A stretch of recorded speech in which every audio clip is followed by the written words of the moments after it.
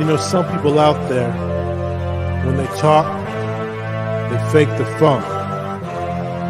You want brutally honest? Well, if you want brutally honest, look no further than CG Ruthless Sports. CG Ruthless. CG Ruthless Sports. CG Ruthless. If you want your sports talk to be brutally honest, come check out CG. CG Ruthless. If you're not watching CG Ruthless, I don't know what to tell you. Representing the Niner Empire. CG Ruthless.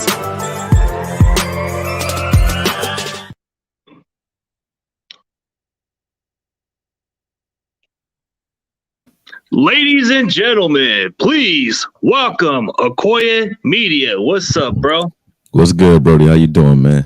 Doing good, man. I was sitting there watching the intro. I see you got T.O. stepping on the star. So now I'm not going to feel so bad if we whip y'all ass this weekend. I was like, I'm going to have to get him. So we got to get him now. It's got to be. It was good, man. Tell me where they can find you on social media platform, man. Oh, man, definitely check me out on Akoye Media. On YouTube, definitely if you want some football breakdowns. I break down all things football, not just the Cowboys, but mainly the Cowboys.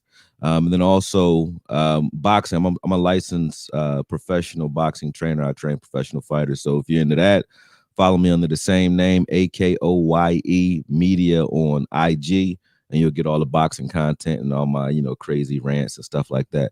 And just for starters, I got to tell everybody, Akoye is not my name. It just stands for accumulated knowledge over years of experience. That's like the moniker I go by. That's like my motto or whatever. But yeah, man, happy to be here, man. And looking for this win on Sunday, man. So what's good? Nice to meet you too, man. Yeah, nice to meet you. Yeah, nice to meet you too, man. Yeah, this should be a good game, man. I guess you're in the same boat as my mother. Likes the Cowboys too, and it's kind of like the other way around. Your mom sounds like a smart woman. That's a smart woman right there, man. She like winning. Even though what I'll say about the 49ers is like y'all got a rich history of winning too. So I understand 49ers fans for being 49ers fans and sticking in there. We kind of have like a similar pathway, you know what I mean? So don't really mind y'all as much because that's a real rivalry that I grew up on anyway. When I was young, I'm 38, so I watched Michael Irvin playing you guys. I watched Emmett playing you guys like you were the road to the Super Bowl in most cases when we were going. So it's a long-lived, well-revived rivalry. And lately, when we've been playing y'all, it hasn't been the same because we've been whooping y'all ass lately. But now it's actually back to where it should have been, which is playoff atmosphere. So everything means a little bit more, man. Yeah, it does. Definitely does. I mean, this rivalry does go way back. I didn't get to see much of the early years because I was probably like a toddler, but I remember the times my brother would bring it up, and he was one of those Niner fans too. But looking at the matchups, I only got to see the year where T.O. did that star taunting, and that's when my dad did that.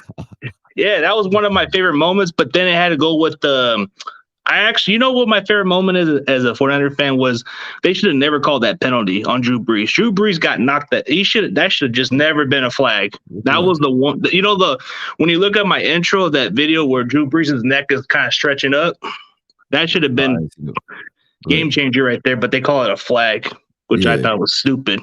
But yeah, this rivalry does go. Go ahead. Yeah, this rivalry does go way back, but yeah, like you were saying, the 2013, that definitely cost our season right there because Seattle took the top seed. Facts. Well, what I mean? At the end of the day, I've been going back and forth. There's a lot of commentary going back and forth about how tough you guys are and how y'all about to come in and play bully ball and so on. What's your take on that? Like, how you think this game about to go? Should be more of a physical matchup.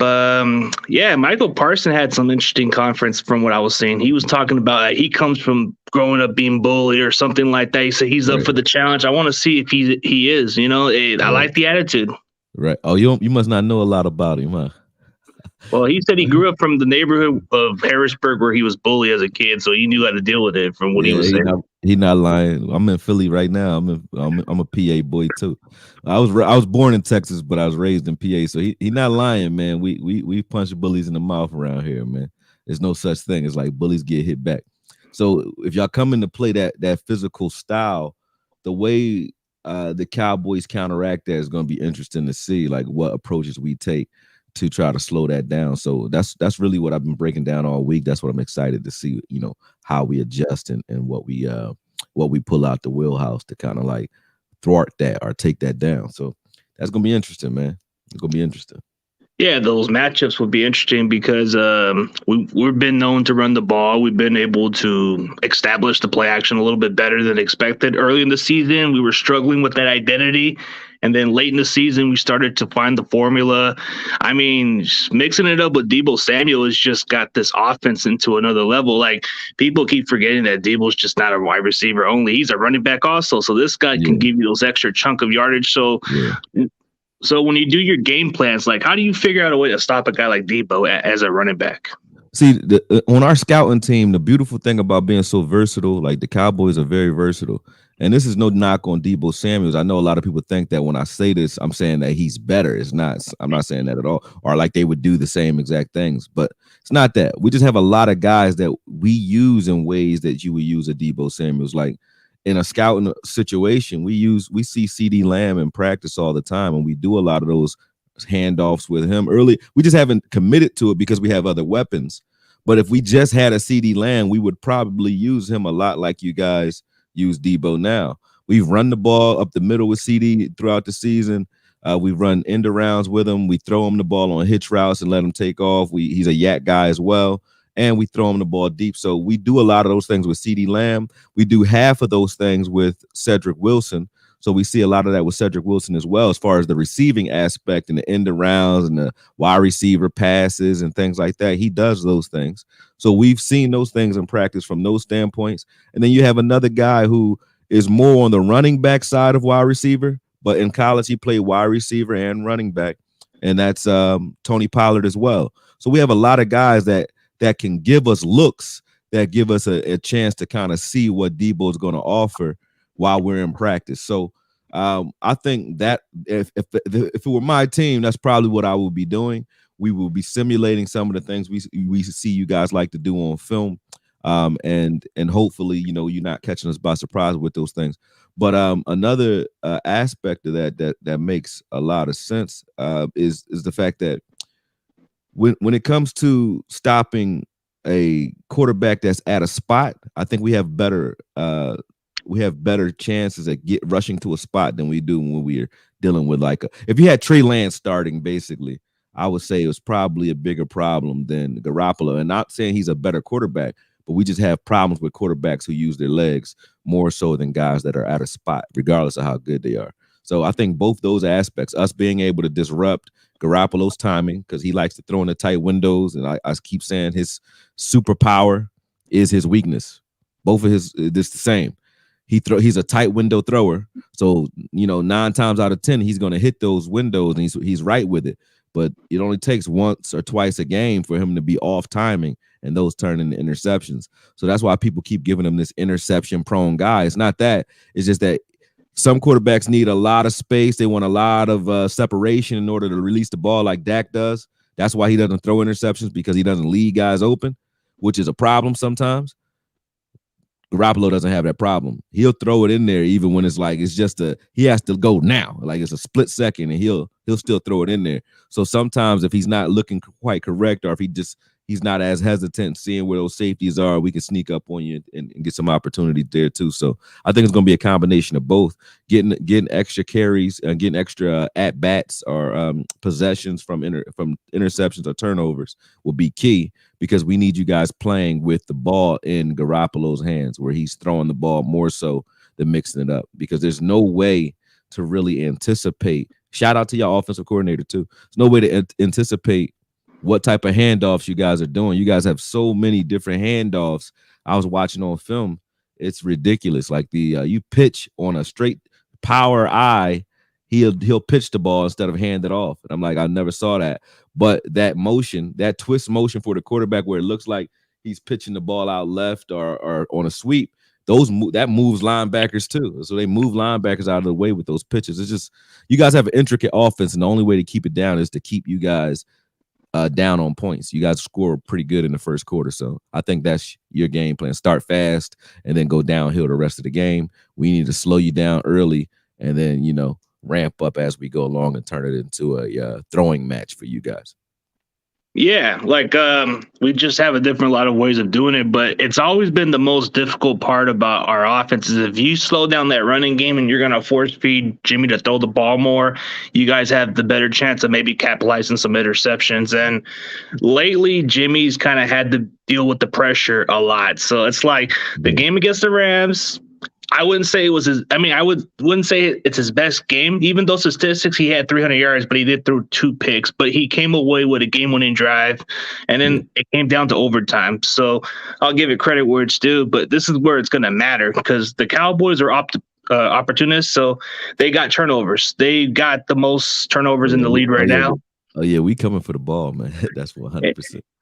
Yeah, and then when I look at a guy like Trayvon Diggs, he's led the lead in interceptions, and there's a lot of there's a little bit of flaws of his game where he's in good position, he'll capitalize, but there's been plays where he left a lot of big chunk of plays. Like that's a concerning factor. But when I look at the stats, yeah, he's got the most, he's got the pass defense and all that other stuff, but people forget the fact that he's left a lot of opening coverage at times. He's kind of been a gambler, don't you think? See, and here's the thing, right? Excuse me. I got, I'm drinking this tea. I got tea in my mouth. But situationally speaking, Trayvon Diggs he's had lapses in certain situations. It's not consistent. So that's why the Cowboys fans, we barely notice it because if you're looking at it in like games where we've already won, he's getting yards put on him because teams are throwing against us and we've already won. So now he's playing extra aggressive. Like the Giants game where Kadarius Toney was dicing us up.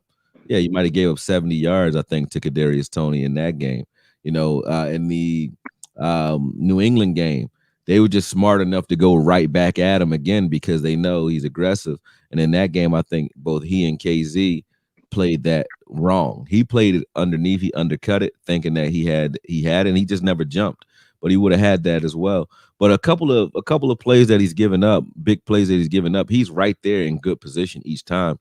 So I don't really have a problem with the way Trayvon plays. It's not feast or famine, really. It's really, at the end of the day, teams attack him because they understand that he is going to take positions to get the ball back. So he's baiting you to think that these guys are open. So while he's in what people are forgetting is this is only his second year. He's not a veteran. He's a young guy that's still learning. So if this is his learning curve, I'll take it all day. No problem. If this is my second year guy who's coming in here in with a new coordinator at that, and this is him learning how to kind of cheat and bait guys in the bait quarterbacks into throwing the ball, he's going to go nowhere but up from here. He's going to get better at it. So I don't have a problem with his coverage because when he's trying to shut you down, he can. When he's trying to intercept the ball, it is what it is. And I'll take that because, if you look at 11 interceptions in the season, it's like, and the amount of targets that he's got, it's like for every 8 passes that you throw at him, he picks one. So I'll take that all day.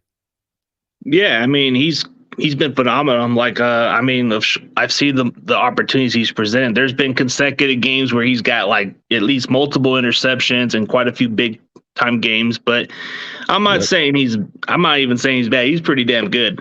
It's just the fact that he's got the 6'2" range and he plays from a good program. So you guys were able to get him. I actually wanted him coming into the draft and we just didn't even bother to get him.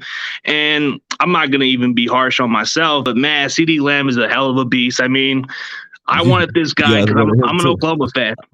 Oh, yeah. Me too. I'm a Sooners fan all day, man. Roy Williams was my guy. I don't know if you know about Roy Williams. Oh, I've heard of him, the safety. He's a beast. Yeah, you should go back and watch some Roy Williams footage, man. That dude, he'll knock your head, especially when he was with the Sooners.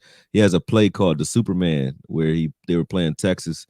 He jumped over a fullback, pinned Chris Sims' hand back while he was throwing the ball and like slaps his hand and then catches that shit and for a touchdown. Like he jumped over a guy, grabbed the ball out of the quarterback's hands and scored for a win for Oklahoma. That game was like ridiculous. He literally got drafted off of that one play. I mean, he's a beast. Like I've seen him as that safety. I know there's two different Roy Williams, the receiver from Texas, but the one from not that one. The one from Oklahoma is the beast. Yeah, and then you got yeah, and then the only one I got looking forward to is Trent Williams. That's about it. That's all we got. That guy's a beast. Like, what do you think of this matchup between Trent Williams versus is he supposed to go against Gregory or Lawrence? Which one? I'm pretty sure that one of you guys. He's your left or right tackle. Which one is he? I think he's on the right. But he's on the right. If he's on the right, he's going up against mainly he's going against Tank Lawrence, but he'll see some Micah Parsons and he'll see some stunts and some games in there too. No disrespect to him, you know. I feel like your offensive line, you guys run block better than anything else, but your offensive line is definitely a lot like ours in the sense that it's a bunch of maulers out there. When I'm watching you guys block, it's a lot of zone blocking in the scheme, but you guys are big and you impose your will over time. And I like how you guys employ your offensive line. So it's going to determine how the first quarter goes is going to kind of determine how that game goes for Trent Williams.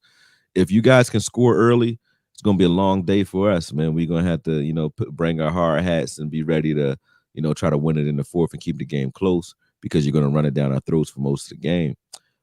If we can get up early and force you guys to kind of play that pass game where you kind of try to you know, save time and stretch the game, I don't think there's a offensive line that can stop those three guys. Micah Parsons blitzing from the A gap, he disrupts everything because you have to respect him, and then that frees up Randy Gregory and DeMarcus Lawrence for one-on-ones. And there's not many guys that can block DeMarcus Lawrence one-on-one because of his strength. He's really a tank. You know, if he can't get around you, which he can with certain moves, he can go straight through you if he catches you in the wrong leverage. And that's especially if you're one-on-one. Like if you watch the way people double team him consistently, I don't see one guy being able to handle that 60 snaps. You know what I mean? So I think we'll get there. I think we'll get to Garoppolo a couple times, maybe 2-3 times this game, depending on how it goes. Yeah, it could be one of those matchups. When I look at it, like Michael Parsons, phenomenal. He's a beast. I mean, the guy runs a 4.3, and this guy's he plays pretty much like I think he was a linebacker in what? Yeah, 250 running a 4.3. Yep. Go ahead, I'm listening. Yeah, and coming out of college, I think he was supposed to be like some kind of middle linebacker at first, but then they convert him to like outside rusher. So no, he's a middle linebacker now.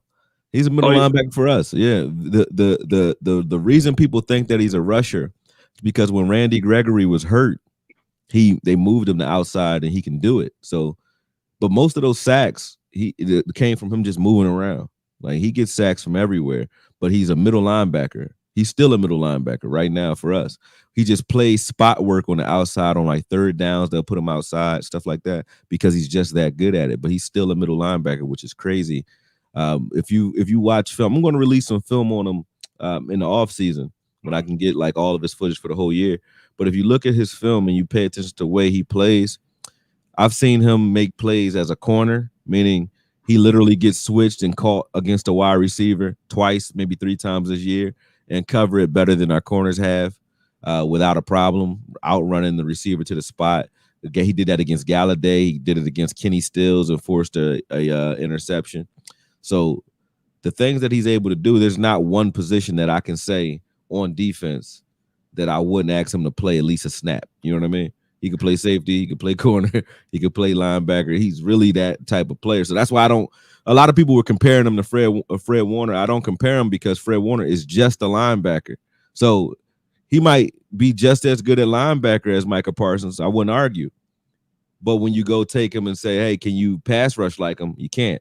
Can you play coverage in like, you know, deep like he can? I don't think he can. So Micah Parsons is a one of one. Like I haven't seen another linebacker. And that's not because I'm a Cowboy fan. I've never seen anybody like him. I really haven't. Well, Michael Parson, he's definitely just a special talent. Like, I guess I haven't seen that kind of linebacker like that since Patrick Willis, but there's just a better instinct of what he brings to the table. Like you said, he can definitely play anywhere positions. But if I were the Cowboys defense coordinator, which is Dan Quinn, I would want to put Michael Parson on George Kittle. I mean, I think that would be the better matchup, is to have him cover up on Kittle at least, or you think he won't beat him? I think, Kittle will get some spot work. He'll probably cover him sometimes. But if you look at us historically, we have guys that we brought here to stop the tight end.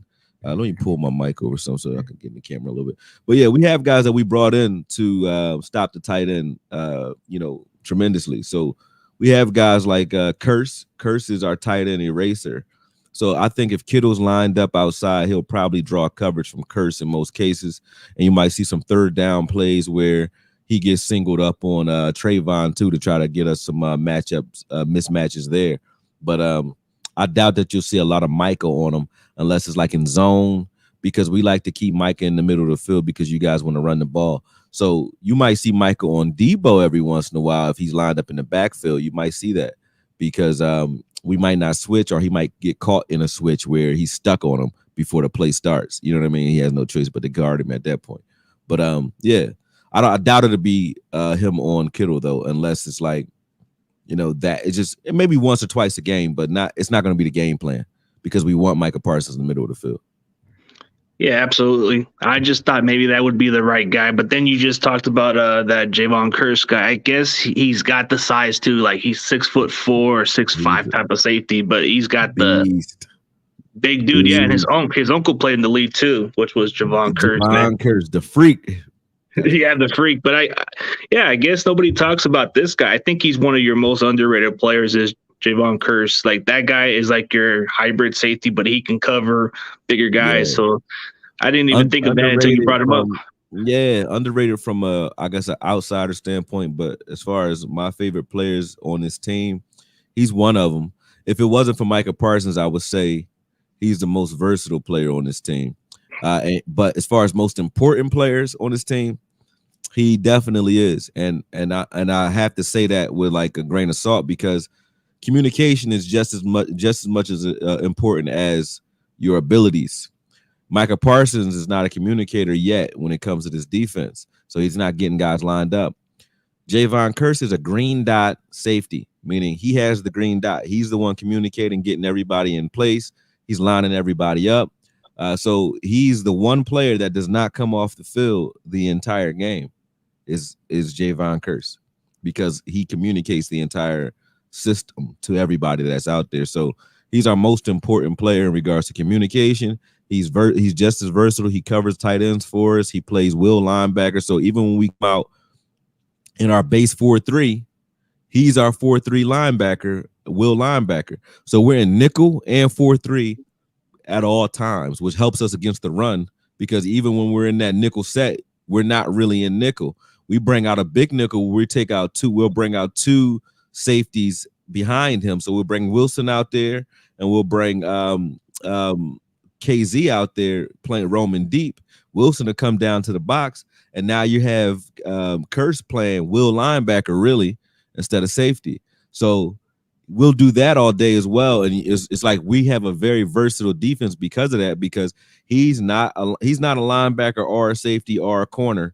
He does all three. He played nickel corner for Minnesota for a while. He plays a lot of cornerback type looks for us, but he does it mostly against bigger guys, tight ends mainly, slower guys. But he plays corner, linebacker, because against the run, he's definitely good. Against the run, he's good. He's a good blitzer. So he does a lot. I got to take my head off to him, and I hope we're able to keep him in the offseason because he's one of my favorite players on the team. So he's on a contract here. So he signed a 1-year deal with you guys? Yeah, he got a prove it deal, and he's proven it. Oh, yeah. I like how these guys have to prove themselves. Like, speaking of a guy who's actually had to sign a prove it deal, was Arden Key, man. This guy was coming from the Raiders, and everybody was talking about how he didn't pan out or something. But lately in the season, this guy's been stepping up. Bosa gets a lot of the attention, but Arden Key during the second half of the season, he's been the X factor of this defensive line. Like, he's been able to get the pressure.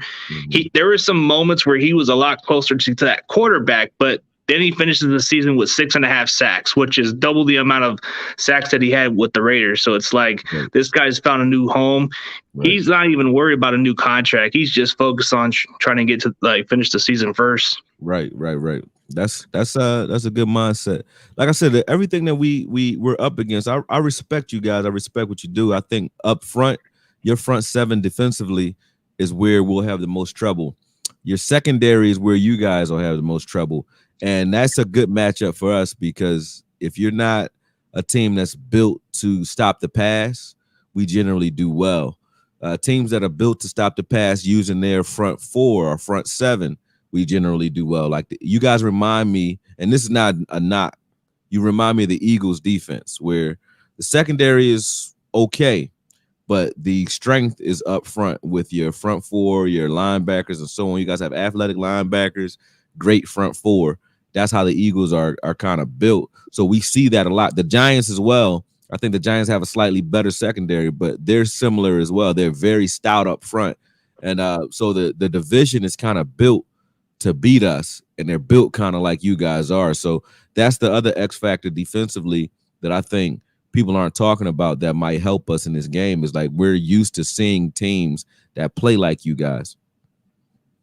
I guess that gives you guys a little more of an edge when it comes to competing with teams like us. I mean, you just played a team like Arizona, and they kind of bring exactly a similar style, except for a mobile quarterback. Like they were able to give you guys a hard time. And I know the matchup might be a little different. Like you said, like you've played the teams like the Eagles that actually been giving you guys these kind of looks. But I think there's a difference. The physicality is a lot different than the Eagles. The Giants are just – they have an issue at quarterback, and their defense is young, so our secondaries is nowhere near their level. But I feel like as soon as we get the pass rush and they make the pressure, that's what makes our secondary looks like solid. But prospectively, they are very suspect because if our pass rush doesn't step in, you guys should have the opportunity to take in those deep shots and maybe get those free yardage. I mean, the matchup should be favorable because CeeDee Lamb is a good receiver. Amari Cooper, if he's at his best, this guy can be a factor. Cedric Wilson, that's another guy that I'm hearing about. And even though it's been a long time since I've heard of that name because his dad used to play for us, and that kind of brings a bell, you know. I was a kid remembering this guy returning kicks and being our fourth receiver, and this guy's becoming one of your best receivers, his son. Right. Yeah, he said Amari Cooper's a factor. Amari Cooper. He is a factor. Like he's that guy. I don't think Amari Cooper gets enough credit because people look at CD because CD gets the targets. But if you look at the way we run our offense, Amari Cooper gets the attention. CD gets the targets. CD gets the mismatches against linebackers because he's in the slide. He gets linebackers, safety type of play, things like that. He gets to sit down in zones. Amari Cooper has corners that are trying to stop him with guys inside bracket coverage, things like that. So he sees totally different types of coverages than CeeDee Lamb. And that's not a disrespect to CeeDee Lamb. I just still think CeeDee Lamb just has a couple of things to do to become like that true number one on this team. And I think Gallup not being there actually is one of those steps for CD to do that because he has to play outside a little more. And I think that's where CD will shine is when he's outside. Wilson, however, shines inside. And Wilson definitely is a guy that's like gonna be one of the unsung heroes in this game because he's an X factor for sure. Like the things he's able to do as far as lateral movement, pre-snap motions remind me of a lot of the things you guys do with Debo. Like I said, he creates mismatches and you guys have motions for everything. He's our jet sweep guy along with Tony Pollard where they motion you to see what you're in. So we can get a lot of pre-snap looks at you guys based on the way we use Wilson and Pollard. Yeah. And Lamb too. Lamb does that as well. So yeah, you guys are going to be in for it just as much as we are, which is crazy because practicing against ourselves is like half of it anyway. It's like practicing against you guys. Our pre-snap motions and the jet sweeps, we do a lot of those things. We just don't do them with the same purpose as you guys. When I'm watching Garoppolo film, Garoppolo is usually getting a motion for everything pre-snap. So That's why you guys want to be in control of the game, because he has a motion to move the mic in almost every situation. Okay, motion to move the mic to make it an easy read for Garoppolo. So they'll motion, move the mic outside of the middle of the field. Now you're doing a dig route or something to attack that space that he just vacated. Your motion to out leverage the mic on a run play. Your motion to get the line to move for a run play. Like, you guys have motions for almost every scenario, which is to help Garoppolo simplify that offense for him. I think it's to help him get easier reads and easier looks. But we practice against that a lot.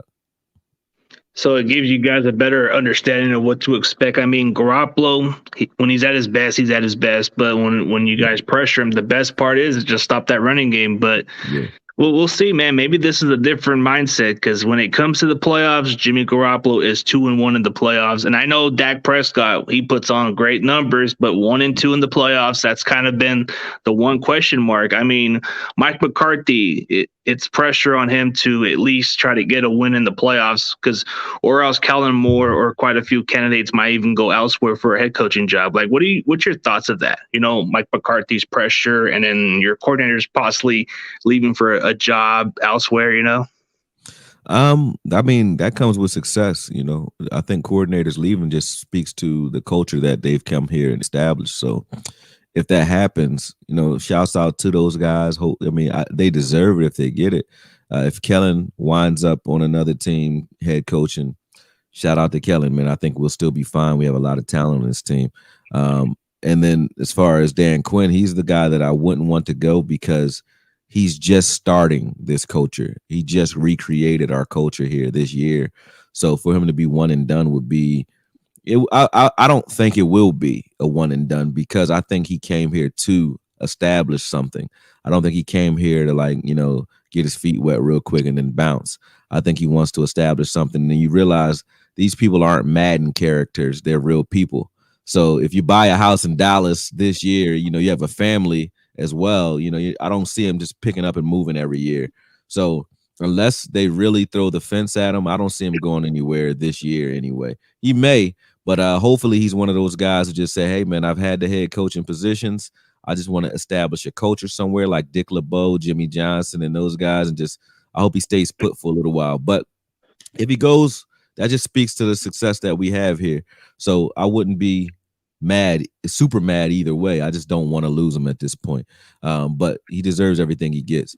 As far as Mike McCarthy's pressure, I think we're in a good position for us, because the Cowboys are always talked about as America's team. So I think we get a lot of pressure anyway. And us coming in where we're now against you guys, they're talking like we're the underdog, like we're the softies and you guys are the bullies. So I'm like, okay. But that narrative actually helps us, because it seems like every week we're thinking that we've taken the gun from the bully and started to really, ascend. We get like a come to Jesus moment that next week. So instead of it being we're flying high and our confidence is so high, I like us better with a chip on our shoulder than I like us when we think we're we think we're the favorite. Whenever we've been in that position this year, because they're young guys and they get a little too excited, Dak included, I think that's bit us in the ass. So us coming in with you guys being the bullies on the block, I think that helps us. The pressure in that regard helps us a lot, because we've always rose to the occasion this year. When we've seen that. And then beyond that, if we win this game moving forward, if we can remain the underdogs in every situation, it's better than if we would have finished first seed. I think we would have been maybe one and done in that situation, because we would have got a little bit too confident in ourselves. But if we can come out of this game and let's say we manage to beat you guys, God willing, knock on wood. But if we beat you guys, moving out of this game, you got the Rams. If they win, if Arizona wins, Arizona's beating us already. If Tampa Bay wins, Tampa Bay's beating us already. If we wind up playing Green Bay always, kills us in the playoffs, and it's, a return to Lambeau for Mike McCarthy. So those underdog type situations that I can see lining up after this game help us, because we're never looked at as the underdog. We're always looked at as like, these guys need to be performing at this level. But it's like the narratives now, I'm like, thank you. The narratives that I hear are like we're weak all of a sudden. And I'm glad because when you're talking about us that way, we're thinking that way. And when we're thinking that way, we play better when we think like underdog.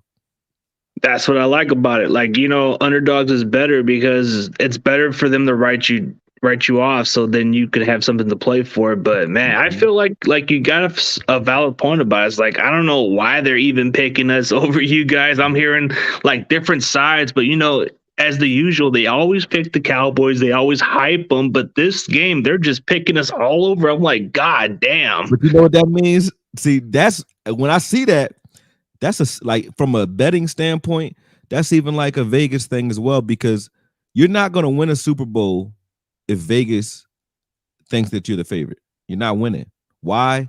Because if it's so obvious, like if we came out steamrolling everybody, because we have on paper, we have a very talented team. So if we came out steamrolling everybody all year and we were the favorite going into the playoffs, we're definitely not winning the Super Bowl. Because think about the Patriots when they went undefeated. Vegas is not taking that kind of loss. You know what I'm saying? Where they know everybody's going to bet on the Patriots this year. They know they're going to bet on them. Vegas is not taking that kind of loss where they know the whole nation is betting on his favorite team. You know what I mean? They're going to make sure they don't lose that kind of money. So when you're the favorite, the refs are going to be against you.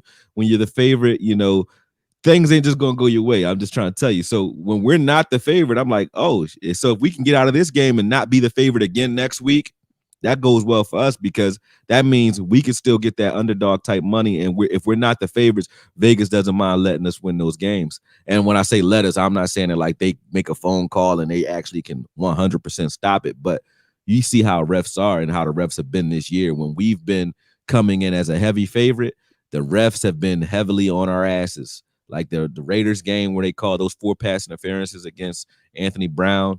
Only like one of them was real. The rest of them were like, what the hell did you call that for?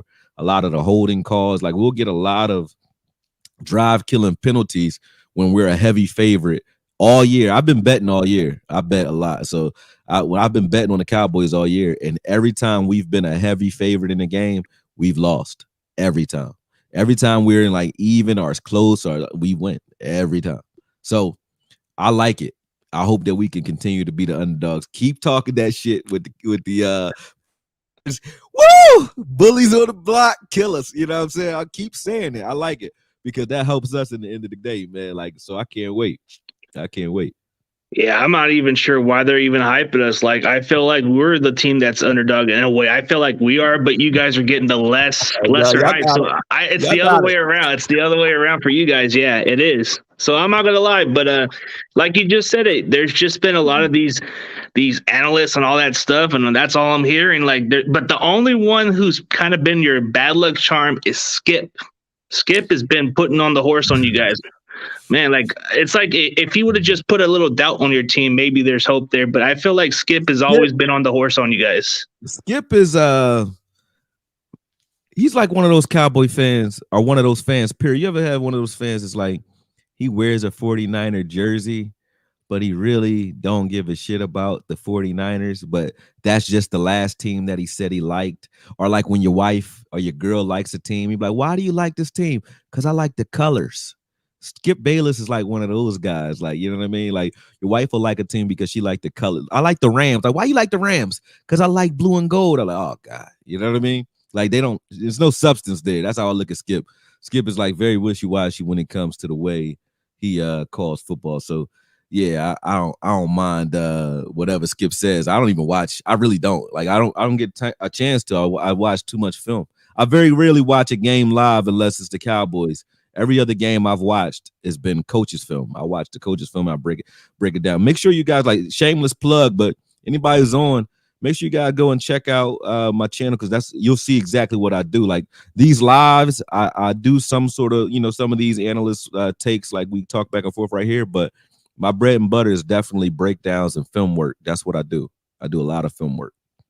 Yeah, like definitely. Yeah, your videos on the description. I put it on there, and yeah, you do some good breakdowns. I've seen quite a few of these guys who do breakdowns. Like, I've seen quite a few of my content creators like John Chapman and Josh Poonen. They put on some breakdown films, but I think you pretty much put on some good details of the way you do it too. So Yeah. I'm starting to like how you do your film breakdown also. So, when I look at film junkies, I'm looking at guys like you, guys like John Chapman, guys like Josh Poonen, and quite a few other content creators that there's so many good ones. Definitely, you got my number and all that. Definitely text me other guys that you know of, because I'm the same way. I'm always honing my skills and learning, So at the end of the day, I like, and I respect it because I know how much work goes into it. So I definitely look at those guys too, man, for sure. I haven't heard of them until just now, so definitely send them to me. I'll check them out. Yeah, John Chapman's one of the guys you'll probably like the most. He's a very chill dude. He came from Dallas, but he's a San Fran fan, so he's like he's like me. I'm from Texas. And but I was raised in Philly since I was like 5-6 years old. But I'm a Cowboy fan. So people are like, how the hell are you a Cowboy fan in Philly?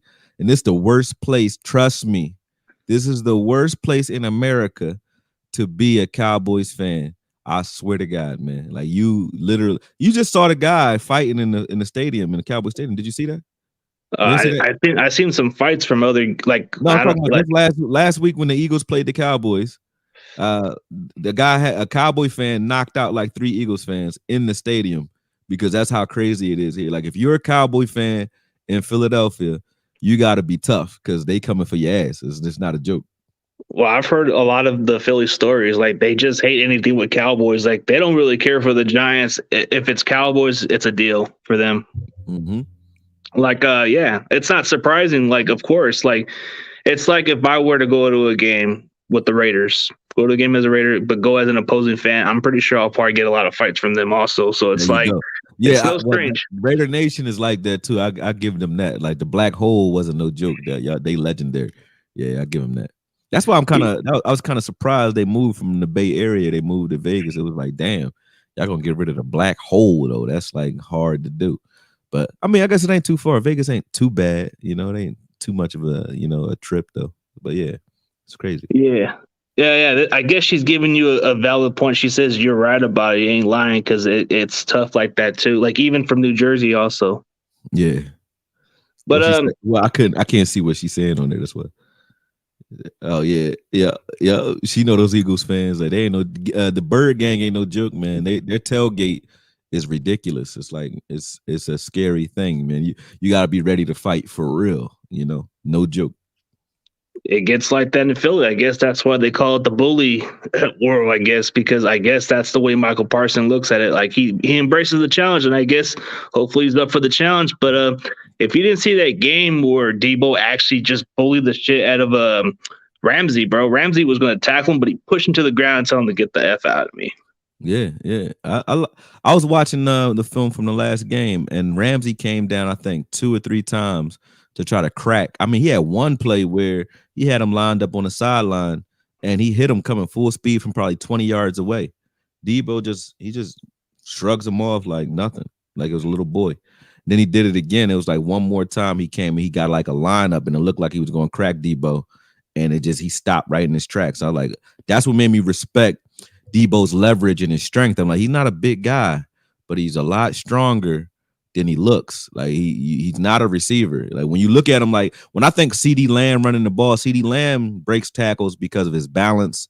He's aerodynamic. You hit him, you can't really get a good hit off on him. Same thing with Pollard. You can't really tee off on him, but Pollard's a little stronger than he looks too. That's why I compared Debo to Pollard, because that's kind of how he runs. Like he's strong. Like I didn't think Debo had that much pop to him, but when I watched Ramsey, who I do respect as a tackler, Ramsey couldn't do shit with him, man. So yeah, you're right about that. Yeah, that would probably be the interesting matchup is on Diggs. Can Diggs actually get physical with him too? Diggs can tackle better than people give him credit for. Diggs can actually hit, but I'm not worried about Diggs tackling him. I think Diggs can. But the best matchup, believe it or not, for Debo on our team is the one that nobody talks about, which is Anthony Brown.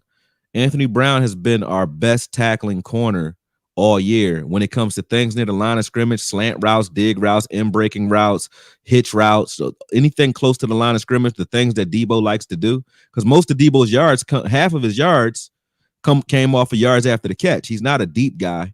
He's a guy that you throw short and he's going to take a slant to the house type guy. Anthony Brown is good at stopping the ball in those situations. So if we can have Anthony Brown 9 times out of 10 matched up on Debo, I think having Diggs try to take away Anderson, I think his name is, and So Ayuk. your other receivers, having Diggs take those guys out and having Boss Man Fat kind of line up against those guys, I think would make us better if we can put Anthony Brown on Debo and have the other guys covering your true wide receivers. I think that'll be a better strategy for us. If we get stuck with Trayvon on Debo, it should be in situations where Debo is actually playing receiver. I mean, he's lined up outside, he's not going in motion, he's running a route. In those cases, I'll take Trayvon all day. But on the hitch routes, the short stuff, I like Anthony Brown against Debo because he hasn't got caught on the hitch route all year. Like I think he gave up a touchdown to Mike Williams in the Chargers game where he got caught on a smoke screen, and that smoke screen, he got juked and took it to the house. That was only like 8 yards. But other than that, he hasn't missed. Anytime you throw short close to the line of scrimmage, Anthony Brown stops the ball immediately, even when there's blockers in front of him. Doesn't matter. He's been cutting through that and getting the job done. So shout out to Anthony Brown. I hope that he gets that matchup. I really do. Well, I want to see that matchup too, because I mean, there's some consistency and then inconsistent with his game. But like you said, Anthony Brown does well on certain situations, but there's been some costly penalties with him, like that Raiders game. But I feel like even without it, I think he's been really solid. Like he's kind of been the guy. In the Raiders game, this is how bad it is. In the Raiders game, he had 4 penalties, right? He hasn't had 4 penalties, period. Those were his first penalties for the year, period, all year. You know what I'm saying? He hasn't had any penalties other than that. And then years prior, he's never had 4 penalties in a year. You know what I'm saying? So for them to have 4 penalties in one game shows you the way the refs were thinking. And this is how I looked at it. Was that bad? Yeah, but yardage wise, actual yards in the air, receptions that game, Anthony Brown gave up in a game where Anthony Brown gave up 33 yards on 7 targets outside the penalties. We came at him and said, he played like crap because of the penalties. I don't even think those penalties were legit, but even if you look at that, the very next game, I wanted to see how he bounced back from that. And that's what helped me determine what type of guy he is. Against the Saints, even though they had, Taysom Hill throwing the ball, it's not like he had a great quarterback throwing the ball. He's not great at throwing yet, but he's good enough. And it was a good offense. But they threw at him 15 times in that game. 15 times. He still gave up only 27 yards in the Saints game. You know what I'm saying? Then right after that, so Anthony Brown's been challenged. When he played, no one's talking about this, but he played Mahomes the week before the Raiders, and he played Tyreek Hill. Tyreek Hill has 68 yards. 5 catches, 68 yards. And Anthony Brown was the one guarding him. You know what I'm saying? He didn't go off. So he limited him. He didn't go off on us. You know what I mean? He kept everything in front of him. He tackled. That's why I said the Debo Samuels matchup is good for him, because they tried Tyreek Hill the same way. When you play off Tyreek Hill, they throw underneath and try to get him to get something done underneath. When you play close to the line of scrimmage, they try to get behind you. Anthony Brown just played off and then came down and tackled the ball like you're supposed to and limited him like you said. So I think Anthony Brown's quietly this has been his most solid year in his career. Period. And that one game that everybody goes to with the penalties, if you're giving up 4 pass interferences and 33 yards, I'll take it. If you're getting your ass handed to you and you're giving me penalties, then that means you have a problem. You know what I'm saying? But he wasn't getting his ass handed to him. He didn't give up any plays. He got caught in those 4 situations, and I don't think 3 of them were calls. Especially the one at the end of the game where Zay Jones grabs the back of his head and pulls him down. I'm like, how you pull me down and I get, and you know what I mean, though. It's just, that's how it was going. And if you watch those PIs yourself, you'll see what I mean. On paper, you're like, damn, he had 4 penalties. But when you look at it as a fan, I don't think the fans that really watch football really give a damn about those penalties, because we saw that's some ticky-tack BS right there. You know what I mean? You see it every week. We all see that. You know what I mean? Well, the film doesn't lie, and you do a lot of your research on it, so you pretty much have a better understanding of what was called BS in some ways. There's been questionable calls, and I ain't gonna lie. There's been calls against us that I'm scratching my head like, how the hell is this even a penalty? Right. And if it was a situation where he's beat, he's tackling a guy, he had one where he actually pulled Deshaun Jackson and turned him.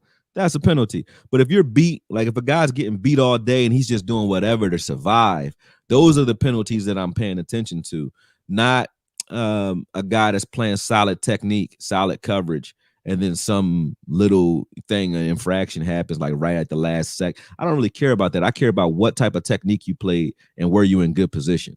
If you're always in good position, you're going to get, 130 balls thrown at you per year. So, and if you're in the playoffs, almost 200 passes thrown at you if you go through all the way to the Super Bowl. If you're only giving up 4 penalties out of all that, I'll take it. I'll take it every year. You know what I mean? Yeah, it's like everybody would say, as long as it's like in some ways, yeah, take it any day of the week. But when I look at this matchup, man, like you're talking about how your guys are going to match up against our receivers, but have you really kind of paid attention to Juwan Jennings? This guy's another X factor. This guy's kind of been I know numbers. What's his number? 11 15. That's 15, a tall guy. Jennings, I watched how you guys used him in the Packers game. That was earlier in the season. And I watched how you used him in the Rams game as well. When you guys, he's not like a guy that you say, hey, line up out there and just beat your guy. He's another guy that's like finding soft spots in the zone. He's taking advantage of the fact that you guys do so much misdirection and people are paying so much attention to Kittles and Debo. He kind of sneaks in spots and he makes plays for you. But looking at him, he's not a guy that I'm scared of, where it's like him by him. He's not Odell Beckham. You know what I'm saying? He's not like, if he's over there and you're over, he's gonna beat your ass. It's not like that. He's a guy that you gotta just keep in mind where he is on the field, because he's very slick. And if you're not paying attention to him or you get caught in a zone, he's good at finding soft spots in the coverage. So I don't like I said, my hat goes off to you guys. You guys are over. I would say we underperform in a lot of situations because we have a lot of talent, but you wouldn't think. We got 2 running backs that one has 780 yards in Pollard plus the receiving yards. So his total yardage is over 1,000 yards. Zeke had 1,000 yards. So we have 2 running backs that have 1,000 yards total yardage between the 2 of them. So 2,000 yards in our backfield. Then we have receivers galore. You know what I'm saying? Then we have 2 tight ends and Jarwin, who's like a receiver, but he was hurt all year and he's back now. And you got Schultz, who's been playing like you would think he's Jason Witten revived, or Novacek or something revived, right? So, and then we got Dak, who I think is, still ascending, but I still think right now he's still a little bit better than Garoppolo, and that's not a knock on Garoppolo. It's just I think you guys even think that. So with that said, we've still underperformed in a lot of situations with all that talent. You guys don't have the same talent wide receiver wise, but you're getting the most out of the scheme and you're getting the most out of your guys between Kittle and Debo and the young kid Mitchell. You guys use that to the core, and I respect it because you overperform. But it's not one guy on this team that's like, this guy is so scary. We never seen anything like that before. That's why I said even Debo, like we got guys like Pollard who really does what Debo does, except he doesn't go out deep either. Pollard's the guy you throw the ball to him near the line of scrimmage. He's going to make a guy miss. He's going to get some yards off of it. He's a pre-snap motion in the backfield type of guy. He's a running back though. And Debo, I think, is a lot like him, except for he has better receiver skills. You know what I mean? So we see these things though. We have that type of talent on our team. And I think if you had a Pollard on your team, you would use the hell out of him. We barely use him. If you had Zeke on your team, even him slowed up the way he is now, I think you would get more out of Zeke than we do, because that would be a weapon that you have to utilize. Whereas we kind of forget he's there sometimes. You know what I mean? Because it's option overload. It's like if you had a bunch of jerseys to wear. I see you wearing 15 now, but you got a bunch of jerseys to wear. You like, I got thousands of jerseys. Some of those jerseys, even if they're good jerseys, they're not going to get worn as much. Whereas if you have 4 of them, you're going to wear all of them. You know what I mean? They're all going to get a lot of use. And that's how you guys use your players. You don't have a lot of talent everywhere, but you use the hell out of the talent that you do have. And I respect that. I respect the way you guys play. Yeah, and speaking of this one, this is a Crabtree jersey. This is like that's a throwback. I thought you had a young jersey on, man. Yeah, that's a throwback. I remember Crabtree. But see, y'all said y'all coming to snatch chains. I think Crabtree was getting his chain snatched though, wasn't he? Y'all was by a team to leave. yeah. Y'all was the ones getting y'all chain snapped. I don't know how y'all got that moniker. Last I checked, Crabtree was getting chain snatched off of him. Like this. He was about to like throw a fist at Crabtree must talk a lot of trash because no corners like Crabtree. Don't nobody like him, man. He had Marcus Peters trying to beat his ass. He had Aqib Talib snatching his chain. Then he had Richard Sherman talking trash to him at the end of the game. It's like nobody likes Crabtree, man. Nobody. and he's from Dallas. That's crazy. Like the guy has always been the most cockiest one, but Yeah. I feel think like a lot. and Talib is from the same. They both from Dallas area, I think. Yeah, Talib too. I guess both are. But yeah, when I look at this matchup, man, this has got to have some excitement. But I feel like the X factor. Like, let's speak of X factors. Who's going to be the determined factor? Then we can go on to the predictions, and we can go on from here. Yeah. Let's go. Right. Offensively or defensively? For offense right now, who would have to be your most X factor to step in? And I'm gonna pick two here. Matter of fact, I'll pick two. Yeah, I'll pick two. Yeah, go with two then. Offensively for the Cowboys anyway, you got the return of Jarwin. Jarwin we haven't seen a lot this year. And Jarwin is a mismatch because he runs like a receiver and he allows us to play 12 personnel, which has been our best package at running the ball. So us being able to be in 12 personnel most of the game and still create mismatches out there, I think Jarwin happens to be a X factor there. But then you also have Cedric Wilson, who's coming in for Gallup. And so both of those guys will be interchanged anyway, because when Cedric is on the field, Jarwin isn't. When Jarwin's on the field, Cedric isn't. So those two will be sharing that X factor role, because it's going to come down to how well we stress Fred Warner in the middle of the field. How we can run him off of his spots is going to determine the vacancies that we can throw into. So if we're using Jarwin to kind of run him up the middle of the field, you could sit things down underneath him, things like that. If you're using Cedric to kind of stretch him and move him around or cause him to switch off, then you know you're getting a matchup with Fred Warner on either a receiver, if they're crazy enough to do that, and we'll take advantage of that all day, or we'll know where he is and what he's doing. We'll release him so that he's now stuck on a running back. So I think both of those guys moving around will be the X factor offensively for the Cowboys. For you guys, I don't think there is an X factor. I think those guys are obvious. And when I say X factor, I mean a guy that you wouldn't expect to be the guy. Debo, we know Debo is going to be the guy.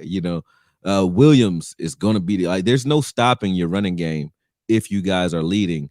You'll tire guys out and you're going to run the ball. You guys have shown you had one drive, and shout out to Shanahan for doing that, because the reason Garoppolo was able to make those game-winning throws at the end of the game is because that pass rush was dead because of that drive in the third quarter where you ran the ball 14 out of 16 plays. You know what I'm saying?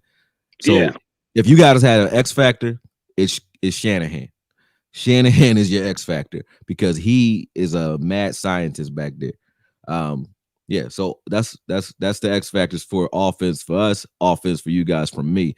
Defensively, I think we can go into that too. But offensively, that's what I think it'll be. I don't think it's any player on your field that's the X factor. I think it'll be the way Shanahan decides to impose your will depending on the situations that you guys are in after the first half. So it depends on the way how Shanahan schemes it, and he's been doing it pretty well with it. That's what you're saying. You're giving credit there because he's been able to establish the zone block and all kinds of other stuff and oppose your will. Shanahan will take guys out of the play that are in good leverage. So you're in good position. He'll run a jet motion to get you to take 3 steps in the wrong direction. That's it, before the ball snaps. And now you don't have enough speed to get out in front of this running back on the edge. That running back on the edge has no chance at getting to the edge if Shanahan doesn't do these motions. You know what I'm saying? Mm-hmm. Sometimes you'll see Garoppolo. I've watched it against the Rams. The Rams try to play you guys in dime defense the whole game. They took 51, whoever that linebacker is. I don't remember who he is for the Rams, but they would take him and move him around pre-snap. So they were like, okay, we're going to take this running back in motion, and we're going to move George Kittle back this way right after that. So you had the linebacker vacate in the middle of the field before the play even started. So you knew what you wanted to do there, because you're like, if I hike this ball and there's no one in the middle of the field, I know that drag route is going to be wide open, or I know that this route is going to be wide open. And that's Shanahan giving easy looks to Garoppolo, so he doesn't have to read the field. He knows pre-snap, based off of what Shanahan did with the window dressing, who's going to break open and who shouldn't, based off of the way you decide to attack him. And That's all built into the scheme. So I love even Debo running the ball. Like the way you move Debo around so much is like they force you to think about things that you don't want to think about. When he comes in motion, you have to respect him. So when he's out on the edge in motion and you have him running out there, there's no way you're going to have a linebacker trying to chase him out there. You're going to have corners or safeties jumping down.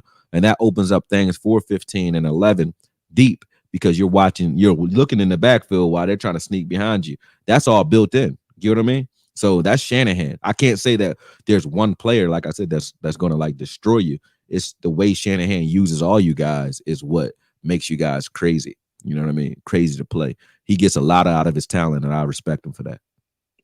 I would have never thought of it the way you said it, and you said it in a perfect way to where Shanahan can make any mystery guy look good. Like it can even be use check for that one game, and it would be the next guy from there. So that's definitely a good answer there. Well, when I look at the X factor of you guys, I think Cedric Wilson would have to be the one guy that I think that might have to step in. I mean, even without Michael Gallup, you guys have been able to have him pick up the slack, and then you had CeeDee Lamb play the other spots, which he's been playing well. But definitely your tight ends would have to step into that matchup against Fred Warner and quite a few of our guys. So that would be the key factor. And it depends on how your offensive line matches up, because if you guys can hold on to our pass rush, then I think you guys have a good chance to give us a long day with these pass plays and all that stuff. I mean, if our pass rush can get to you guys, then our secondary should be solid. But if it doesn't, you guys have a way to beat us with any other ways, you know? Man, the pass rush is going to come down to what Aaron Rodgers did to you guys, right? You have to run the ball at Bosa to tire him out. You have to do that early and often to try to tire him out early. Not because you want a gang of yards. You might not get a lot of yards doing it, but you still have to do it. And I wouldn't do it out of any power looks. So I wouldn't come out in 13 or 12 and try to just power it up there. A lot of misdirections where you single up Bosa, where he has to like actually chase and tackle the football early in the game. That opens it up so that he can't fire off the ball all at you late in games. I watched the Green Bay game and he had nothing left by the end of the game because they just kept running the ball every time they saw two high safeties. When they saw two safeties up there, it's like, I'm not even throwing it. We're just going to run it right at these guys. And by the end of the game, you know, Aaron Rodgers had all day. He's like, I got to stand back here because their pass rush was tired. When you have a defense that's just firing off at you all day because you're throwing the ball all day, they're not getting hurt or tired from that. You watch run and play. You guys know you run the ball all the time. If you don't run the ball against a DeMarcus Lawrence and a Randy Gregory, they're not going to be dinged up and hurt by the fourth quarter. They're going to be firing off the ball trying to kill you. But if you're running the ball, tiring those guys out, you might get them off the field even in certain cases where they're getting water or they're gassed or they're tired. You hurry up offensive at the right time when you already know they're dinged up from the last drive. You have to be thinking about more than just, can I score points on this drive? Like, what effect do I want to have on this defense? And how do I want to impose my will? And if you say apples to apples, if you said, hey, creativity to creativity, I would say Kellen Moore is just as creative as a Kyle Shanahan. But when it comes to imposing your will and like having like a killer instinct, it's like Jordan versus LeBron or Kobe versus LeBron when it comes to that. Like, you guys have a coach that knows when to like drive it home. Like I said, that drive where you ran the ball 14 times. The reason I said that's a crazy drive, you were down.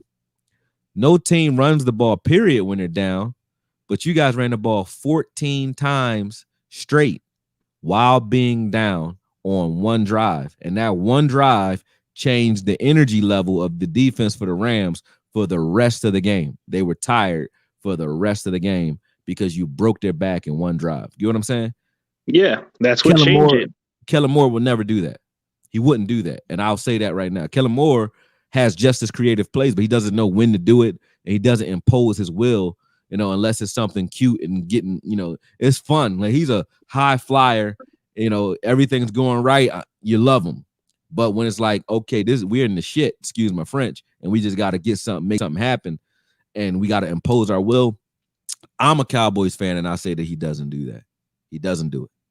And that's my biggest knock on him. Like, I like Kellen Moore's play design. I don't like his situational play calling as much as I like Shanahan's. Yeah, I think that's what everybody gives credit for Shea is the way he can oppose your will and out scheme certain defenses. But that's one thing that I've noticed about the Cowboys. You guys have, like, I guess Kellen Moore is just he has good designs at certain times, but like you said, the situation is where it doesn't really help you guys in the long haul. But when I look at this matchup, it's pretty much anybody's ball game. It just depends on who stops who, and it can either be a good game or an ugly game, one or the other.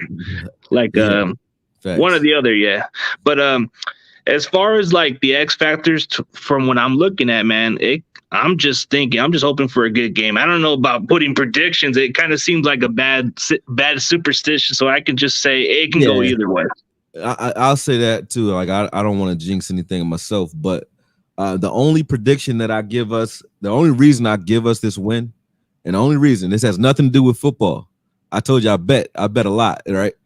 So the only reason I give us this win is because the nation is crazy enough to keep calling us the underdog. And I'm like, keep doing that, because if the odds come out that the Cowboys are not the favorite in this game, or is a closely contested, like a push game, where it's like a pick 'em game where it's even, I got the Cowboys winning that one. If somehow if we were a heavy favorite going into this week, I wouldn't even have us winning the game. I'll be honest with you. It had nothing to do with what's happening on the football field. If we won, we would have to win against the refs and everything else if we were a heavy favorite. Because again, if everybody's dumping their money on the Cowboys, Vegas ain't taking those losses, man. I'm trying to tell you, the house always wins, man. They not taking those losses, man. It's not happening. I'm trying to tell you. But Yeah, yeah, I guess, like you said, it goes by what they pick, the underdogs. Usually the underdogs are always the one team that can shock everybody, but I feel like look at Mike McCarthy when he won his Super Bowl. He was a wild card team going into the playoff. Think about it. You got the Giants when they beat the Patriots twice. They were like 9-7 teams. They were coming in like the worst teams in the NFC in the playoffs, and they went all the way because they were the underdog every single week. See what I'm saying? Every week. Yep. When you look at the Packers, when he won with the Packers, McCarthy, they were a wild card team that was the underdog every single week. That's why they got there. You get what I'm saying? yeah, it's because they weren't picked. They were always like saying, "Oh, they have no business," or they're the most teams with the most injuries. So Vegas is like, go ahead, we can let them sneak in there because that's not going to cost us anything for them to get there. And then whatever happens in the Super Bowl happens. But every week they know they were cleaning up they're like, we're going to clean up off the Packers because this is really a powerful team that just so happens to be ranked lower than they should be, and that's where we are right now. And I'm happy for it. I'm like, hey, I don't mind that we're third or fourth seed, whatever seed we are. I don't mind, because I'm happy with the fact that we're not looked at as a factor. And I hope it stays that way throughout the whole playoff run, man. Please. We shall see, man. Looking forward to it, man. I'll probably just look at how the reaction is, or I'll probably just do a reaction, whatever works for you. It's gonna be a reaction. I'm gonna be in Texas that day, but I'm gonna watch the game probably from my hotel. So I'll probably go. I'm gonna just take my whole little rig and set up down with me, man, because I'm going down to Dallas. I'm flying out tomorrow, so I'm gonna be down there. But I'm meeting with the guys and other YouTubers down there, and then I'll probably do a live feed from my hotel room or something like that while the game is on, and then go down to the bar and check it out. But either way, no matter how it goes, may the best team win. Like I said, there's a lot of shit talk back and forth throughout the weeks. But I like that. Like, if you're not hype about your team, then you shouldn't even be on this damn thing. You know what I'm saying? So exactly. Be hype about your team. Let's talk that trash, and may the best team win, man. I think it's going to come down to I love good football, man. I think it's going to come down to who executes the best and who remains truly physical. Because I'm glad they keep giving us this we're soft team type of moniker, because the Cowboys been catching bodies defensively. We're the most physical defense.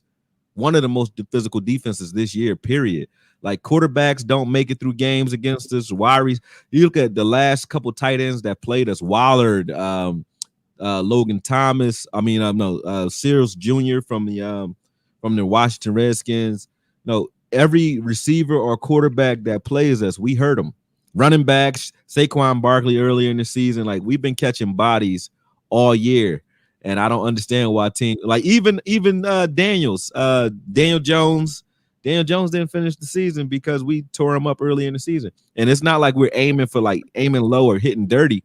We're just hitting that hard. Everybody, all 4 of our safeties will knock your head off, and they all can play. So you got Curse, KZ, Hooker, and Wilson, and all of them will knock your head clean off. Then you have Micah Parsons and Neal will knock your head clean off. You got D-Law, Randy Gregory, Neville Gallimore, Tristan Hill, Osa, Chauncey. All those guys are physical as hell. And then you got 3 corners that can hit. Jordan Lewis has, I think, 2 or 3 forced fumbles this year, and he's not even our starter. He's our 4th corner this week. Boss Man can hit. AB is our best tackler, one of the best tacklers on the team. He's like 3rd in the team in tackles. And then you got Trayvon who can hit as well. Like, our defense is very physical, and I'm glad that people are calling us soft, because I'm like, that's what making me scratch my head. I'm like, I don't even know where they get this stuff from. But hey, it is what it is, man. May the best team win, though, man. It's going to be a great. I think this might be one of the better games, though, in all of the playoffs. I really do. I think it's teaming up for that, because you guys are coming in with a chip on your shoulders, and we're coming in with a chip on our shoulders. So this should be a hell of a collision. Hopefully, whoever wins, we're not too banged up to win next week, because somebody not finishing the game. It's going to be we gonna all have to ice up after this one. That's for sure, on both sides of the ball. Yeah, it sure is. Like, it's probably going to look like a body bag between both teams. So one of them's going to have injuries in this kind of game. But yeah, dude, definitely appreciate you on the show. I'm going to give you a last introduction so you can tell the audience where they can find you, and then you go from there. And then maybe at some point down the road, we'll definitely collaborate again. Yeah, jump on all the time, man. It's all good, man. But yeah, definitely Akoye Media on YouTube. Definitely follow me there if you like breakdowns. I'm about to start digging in. This is what you'll see at the end of the year. I usually do a breakdown for all the players on the Cowboys first individually, but you'll also see NCAA football breakdowns for the top 100. So if you're into the draft and you guys want to see what these guys are about to be doing, I will be breaking down the all 22 film of the NCAA as well. So, just stay tuned. And I do hype videos, all those types of things, highlight videos, things like that. So, appreciate you having me, and definitely looking forward to working with you again, man. Great interview. Yeah, no problem, man. Good dude, man. We've been going on. I know you probably got some stuff to do, and I'll definitely give you some info on John Chapman. You and him should definitely collaborate, man. I think you guys are good breakdowns. Yeah, that'd be dope, man. That'd be dope. Look forward to it, man. Appreciate it. All right, man. No problem, man. Talk to you soon, man. All right, have a good one, bro. All right, man. Peace. Shout out to all y'all